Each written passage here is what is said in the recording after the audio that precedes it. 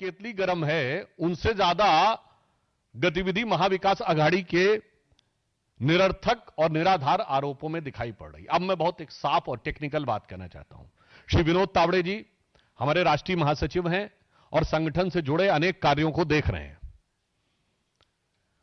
वो थाने के बाड़ा से जा रहे थे और अपनी सहज स्वाभाविक संगठनात्मक दायित्व के अनुरूप भिन्न भिन्न प्रत्याशियों से वो फोन पर हालचाल ले रहे थे कि क्या चीज में क्या परिस्थिति है, कैसी क्या स्थिति है। और इसी विधानसभा के प्रत्याशी ने यह भी अपेक्षा की कि वो अगर हो सके तो उस बैठक में आ जाएं जो उस होटल में चल रही थी। चूंकि वह हाईवे के पास में था तो वो जाकर होटल में बैठक में सम्मिलित हुए और जिसमें कि चुनाव पूर्व तैयारियों की जो इंडोर बैठक है that is properly as per rule, जिसमें इस बात के लिए दिशा निर्देश दिए जाते हैं अथवा कार्यकर्ताओं को तैयार किया जाता है कि कोई चीज अगर आपको आपत्तिजनक लगती है, क्योंकि देखिए महाविकास आघाड़ी जो कुछ कर रहा है उसमें बहुत सी आपत्तिजनक चीजें आने वाली हैं, तो इसलिए उसके ऊपर कैसे प्रोटेस्ट करना है, किस ढंग से फाइल करना है, किस ढंग से ईवीएम्स को सील करना है,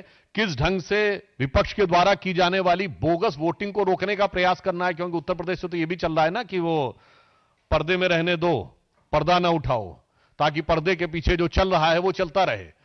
तो इस प्रकार की चीजों के बारे में एक संगठनात्मक, उसे बैठक कहें या अनौपचारिक बैठक कहें, उस रूप में वो भाग लेने के लिए पहुंचे और वहीं अनायास वहां के जो बहुजन विकास आघाड़ी के प्रत्याशी हैं वो आ गए और पहले उन लोगों ने इस बात के लिए विवाद उठाना शुरू किया। अब यहां पर मैं बहुत टेक्निकल बात कहना चाहता हूं। हमारी तरफ से, श्री विनोद तावड़े जी की तरफ से बहुत स्पष्ट कहा गया है कि यह घटना होटल की है, किसी प्राइवेट प्लेस की नहीं है। आप होटल के और आसपास के क्षेत्रों के सीसीटीवी फुटेज को वह चेक करें, इस बात का हम अनुरोध करते हैं।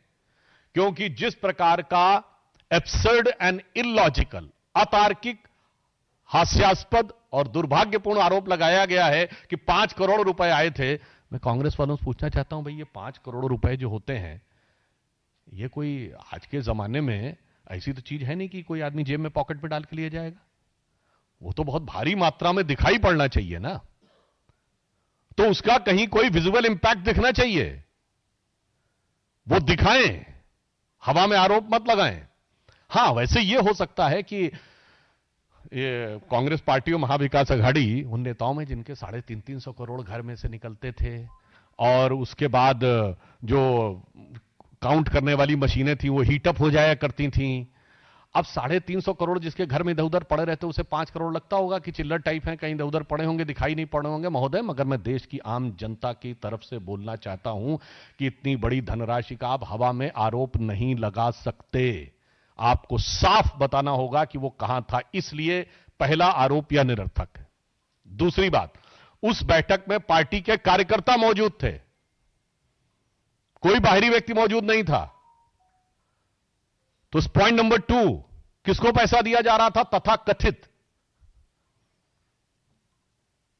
तीसरी बात यह बताइए कि जो आप कहने का प्रयास कर रहे हैं कि विपक्षी दल के प्रत्याशी वहां पर आए, तो विपक्षी दल के प्रत्याशी वहां पर क्या करने के लिए आए?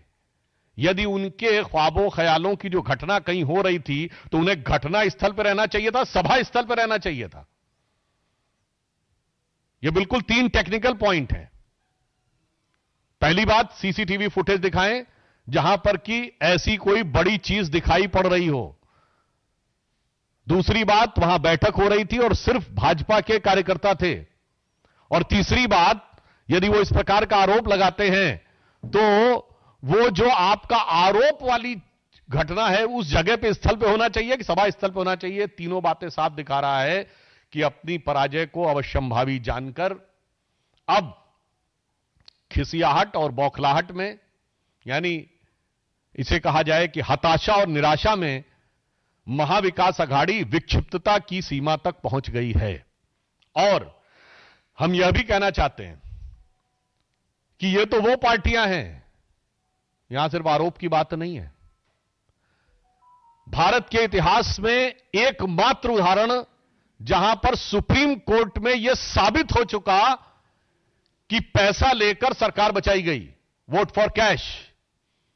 मैं देश की जनता को याद दिलाना चाहता हूं, एकमात्र केस है भारत के इतिहास का 1994 का झारखंड मुक्ति मोर्चा रिश्वत कांड, जिसमें सुप्रीम कोर्ट में यह साबित हो गया कि झारखंड मुक्ति मोर्चा के सांसदों ने पैसा लेकर तत्कालीन कांग्रेस सरकार को बचाया।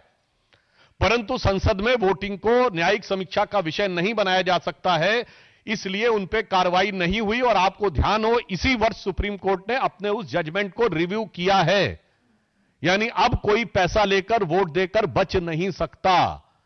तो हम यह कहना चाह रहे हैं, आप तो साहब सर्टिफाइड बाय सुप्रीम कोर्ट